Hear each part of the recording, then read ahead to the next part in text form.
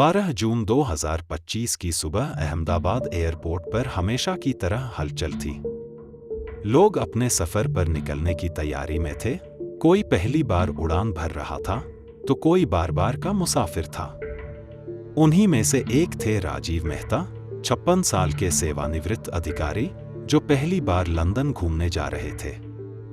उनके पास बैठी थी नाजिया, जिसकी नई शादी हुई थी और वह अपने पति से मिलने लंदन जा रही थी। वहीं 33 वर्षीय विश्वश कुमार रमेश, शांत स्वभाव का एक आम आदमी, सीट 11 पर खिड़की के पास बैठा था। फ्लाइट AI 171 एक इंटरनेशनल रूटीन फ्लाइट थी जो बोइंग 787 से 8 ड्रीमलाइनर विमान से संचालित हो रही थी। विमान को फ्यूचर एयरक्राफ्ट कहा जाता है, लेकिन उस दिन शायद भविष्य कुछ और ही लिख चुका था।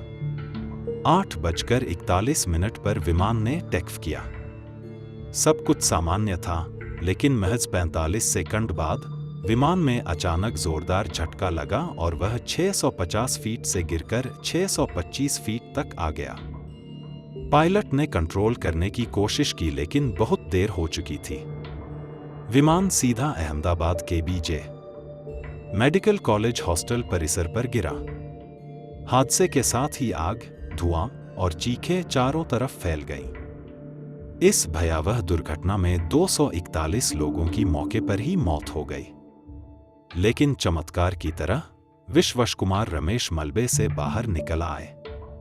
उन्होंने बताया कि जैसे ही विमान में झटका लगा, उन्होंने खुद को जमीन पर लेटा दिया, सीट बेल्ट खोली और धुएं के बीच में इमरजेंसी डोर ढूंढकर बाहर निकल गए। वह बुरी तरह झुलस चुके थे और तत्काल सिविल अस्पताल में भर्ती कराया गया। डॉक्टरों ने कहा कि यह एक चमत्कार था कि वह जिंदा बचे। इस हादसे में कई ऐसी कहानियां खत्म हो गई जो बस शुरू ही हुई थी। एक यात्री ने उड़ान से ठीक पहले अपनी मां को व्हाट्सएप किया था, मां, लैंड करते ही कॉल करूंगा। वह कॉल कभी नहीं आया। एक अन्य यात्री अपनी बेटी का पहला जन्मदिन मनाकर लंदन लौट रहा था। कोई अपनी नई नौकरी के लिए पहली बार विदेश जा रहा था। इस फ्लाइट में गुजरात के पूर्व मुख्यमंत्री विजय रूपाणी भी सवार थे, जिनकी मौत की पुष्टि होते ही पूरे राज्य में शोक की लहर दौड़ गई। अहमदाबाद की गलियों में सिर्फ धुआं नहीं था, लोगों की आंखों में आंसू और दिलों में गुस्सा भी था। सोशल मीडिया पर श्रद्धांजलि संदेशों की बाढ़ आ गई। लोग वीडियो, फोटो और आखिरी बातचीत साझा कर रहे थे। किसी ने लिखा, मेरी बहन उस फ्लाइट में थी, उसने पिछले हफ्ते ही अपनी बेटी का नामकरण किया था। किसी ने कहा, मेरे दोस्त की शादी थी अगले महीने, अब उसकी अर्थी उठी। यह हादसा सिर्फ एक विमान हादसा नहीं था, यह 241 अधूरी कहानियां थीं।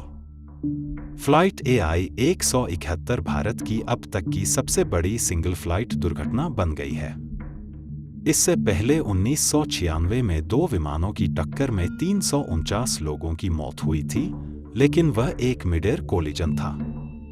इस बार एक ही विमान का क्रैश हुआ, और वह भी सबसे आधुनिक कहे जाने वाले बोइंग ड्रीमलाइनर का। DGCA, NTSB और FAA की संयुक्त जांच टीम मौके पर पहुंच चुकी है। ब्लैक बॉक्स रिकवर कर लिया गया है और शुरुआती जांच में बर्ड हिट, टेक्निकल फेलियर या सॉफ्टवेयर एरर की संभावना जताई गई है। क्या AI 171 में पहले से कोई चेतावनी मिली थी जिसे नजरअंदाज किया गया? क्या रनवे से उड़ान भरते समय कुछ गड़बड़ी हुई थी? इन सवालों के जवाब आना अभी बाकी है। लेकिन एक बात साफ है, यह हादसा सिर्फ टेक्नोलॉजी की असफलता नहीं, बल्कि इंसानी लापरवाही और सिस्टमिक खामियों का भी परिणाम हो सकता है। अगले भाग में हम जानेंगे कि विश्वश कुमार रमेश की जुबानी उस दिन की सच्चाई क्या थी और ब्लैक बॉक्स की रिपोर्ट से कौन से चौंकाने वाले राज सामने आए। चैनल को सब्सक्राइब करें ताकि आप अगला पार्ट मिस न करें।